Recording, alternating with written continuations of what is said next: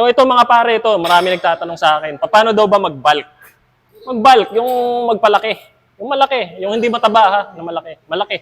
Malaking tunay. So, paano ba yun? Hindi ko pa rin masasagot yan, mga sir.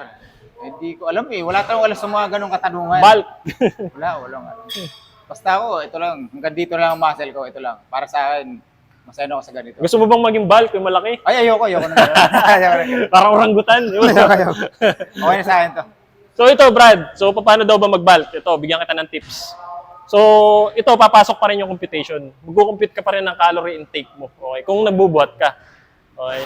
Kasi kung mataas intensity ng workout mo, dapat isabay mo rin yung meal plan mo, yung kinakain mo. Tataasan mo naman yung calories. Bawat pagkain may bilang yan. Okay? May kanya-kanyang bilang yan. Maliit man o malaki, minsan maliit, mas mataas yung calories. Minsan malaki, mas maunti yung calories. Depende sa pagkain. So dapat mag-compute ka, mag-grams ka, magbilang ka. So, ang hahanapin mo kay Google is search mo kung paano mag-compute ng TDEE. Okay? TDEE. Okay? Tapos, may lalabas na computation no, how to bulk. Tatlong klase yun eh. Maintenance, bulk, at saka cutting. Okay? So, yung tatlong yun. Doon lang ang computation ang iikot nun. So, kukunin nun yung height mo, weight mo, lahat ng details mo.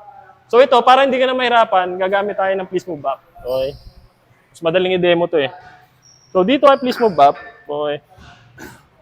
Straight to the point. Kukunin lang niya yung profile mo, gender mo, age mo, weight, height, activity level, kung ilang beses ka nag-workout, fitness level, saka goal mo. Okay? Tapos, automatic mag-compute siya ng meal plan para sa'yo. Ang ganda, no? Nandito na yung calories, 2,800 ang calorie intake mo per day. This is the maintenance phase. So, si Please Move Up, lagi maintenance siya, saktuhan lang. Ayaw niya ng bulk cut, walang ganun.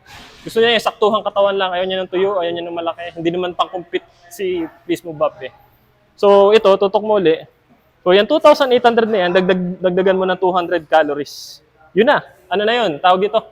Bulk na yun, yun na nga yung bulk na hinahanap mo. Magtataas ka ng around 3,000 calories ang kakain mo sa isang araw. Ganun lang siya kadali, okay? Compute mo yung maintenance, then plus 200, 150 to 200. Okay?